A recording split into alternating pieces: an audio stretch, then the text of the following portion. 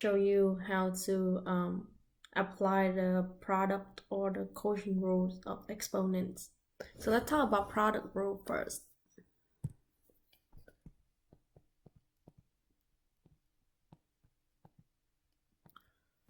So for example number 1, if I have 7 times 7 times 7, so instead I have 7 times 7 times 7 3 times like that, I can rewrite as the other way, which is 7 raised to the 3rd power. Okay, so this one we call it 7 raised to the 3rd power or 7 raised to the power of 3. So either way you want to read it. Alright, next, so I can have 7 to the 3rd and now times with 7 squared. So there's 2 ways to do it. I can rewrite 7 to the 3rd as 3 of them, okay, like what we have in the previous problem. And 7 squared, that means we have 2 of 7s, and together we get 7 to the 5th power, right? But you don't want, think about it, what if you have a really big number and you don't want to list all of them? So therefore we'll come up with the rule. So anyone notice the 5 right here come from the 3 and the 2 add up together? Okay, so maybe we can try with another one before we come up with formula. So next example, we can give you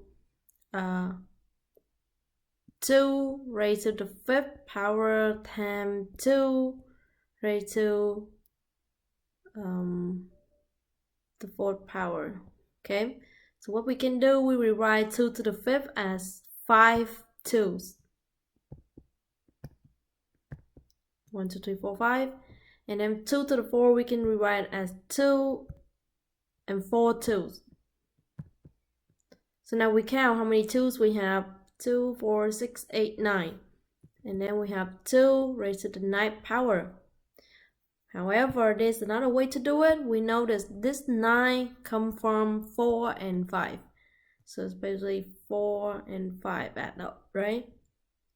So anyone come up with the formula already? You can pause and you can try your own formula before I give you the formula.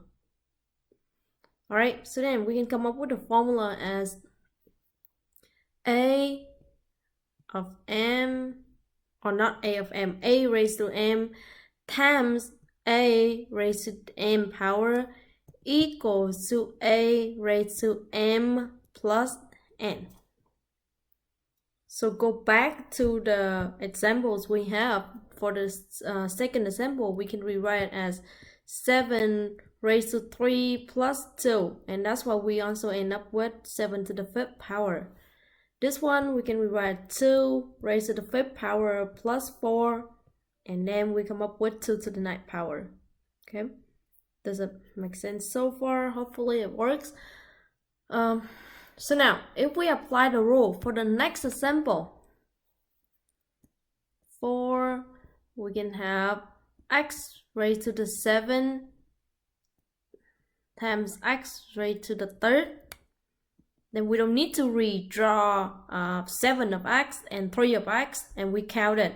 But what we can do to apply the rule, we can have x raised to 7 plus 3, and then we get x to the 10.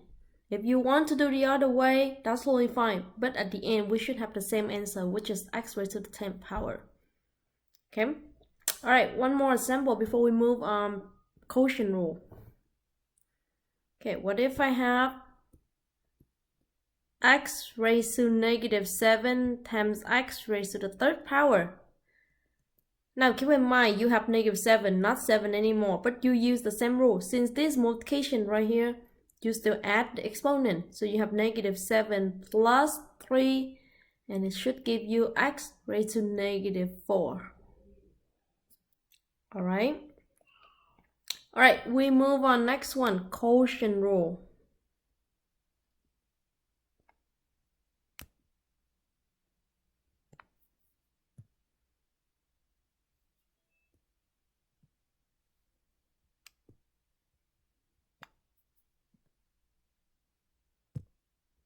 Right, quotient rule. So if product rule is adding, then quotient rule will be subtracting. But I want you to see the pattern again before we actually come up with the formula. So then for 1, we can have m to the 7 divided by m squared. So what does it mean is m to the 7 mean we have 7 m's on top. 3, 4, 5, 6, 7 over 1, 2.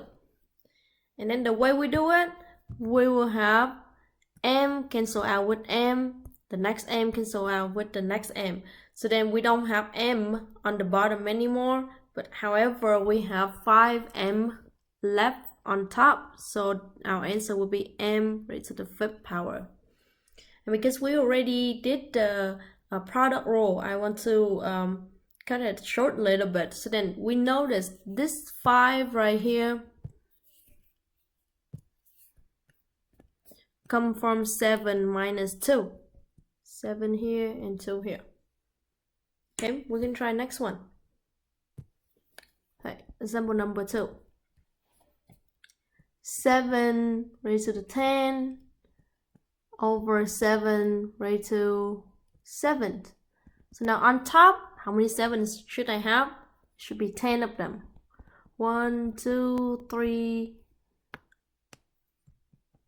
4, 5, 6, 7, 8, 9, and 10. And then how many 7s should I have on the bottom? 7 of them. 1, 2, 3, 4, 5, 6, 7. Wow, I'm already tired of writing them down. So what next? I cancel 1 7 on top, 1 on bottom, 1 7 on top, 1 7 on bottom, and so on. Okay, so what I get at the end is 7 of them left on top. So this will be 7 raised to the 3rd power. Anyone notice yet that this 3 right here come from 10 minus 7, which is 10 from here and 7 from here. So I guess few of you already come up with the formula how to do quotient rule. So the formula is we have a raised to the m power over a raised to the m power equal to a raised to m minus n. Okay, and either way you want to choose, you can do the long way, that's totally fine with me. But if you don't want to do it too much work and you want to shortcut it a little bit, then use a formula. So now, next, I have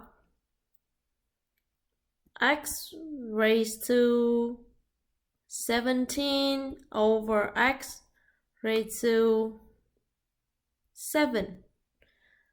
So I can do the long way by writing it down, but I don't want to. So I use the short way by applying the formula. So I have x and then raised to 17 minus 7 equals to x raised to 10th power. Okay. All right, we can do the next example. 4 m to negative 3 over m raised to negative 4. So then I apply the rule. No matter what, we just stick with the rule. No matter how complicated the number you think. Don't overthink, just stick with the rule.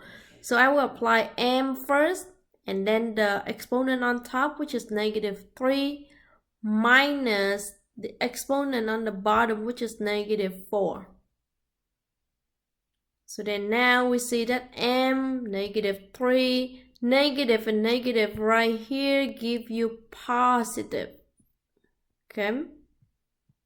And together we have m raised to the 1st power. Or it's just m. Either way you want to leave it. Okay? So hopefully it helped you understand the quotient rule. So now we can do few practice together. Okay, example number 1. 3x squared times 4x to the 5th. What? You just give us the variable only, now you throw in the numbers. Yes, I totally understand. But I want to show you guys how it works when we have the numbers in the expressions too. It's simple. First of all, handle the numbers. Numbers times numbers. 3 times 4 give us 12. And then for the variable, we just apply the rule. X, and this is multiplication, so we have x raised to second plus 5. Okay, because it's multiplication, therefore we add the exponent.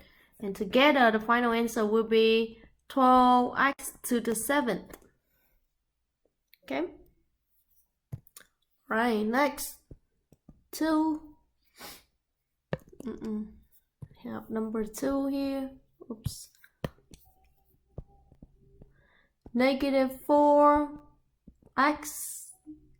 negative 2 times 8x negative 6. Okay, how we do this problem? Again, we handle numbers with numbers. So negative 4 times 8 give you negative 32.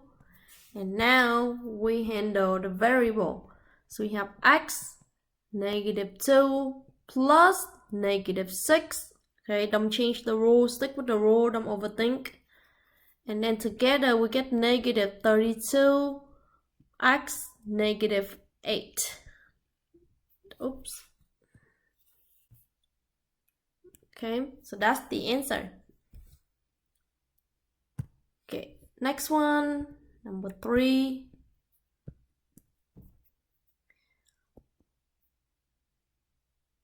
(15x to the 3rd) over 5x squared. So we take care of the number first. So 15 divided by 5. For quotient, I want to do it separately so then I don't mess up with it. So then number with number, I take number on the side first. So then I have 15 divided by 5 is give me 3. So go back here, put a 3. And then next I have x cubed divided by x squared equals x to the 3rd minus 2. We apply the rule. And then we get x to the 1st. So now I bring x to the 1st next to 3. So that's the answer. Or x to the 1st is just x. So I can rewrite as the other way. 3x. Okay. Right, of course you get more problems that more complicated than this, but just stick with the simple rule, stick with the basic rule, don't overthink, then you can figure it out all the problems. Okay, hopefully this video helped you understand how to use product rule and quotient rule to simplify exponents.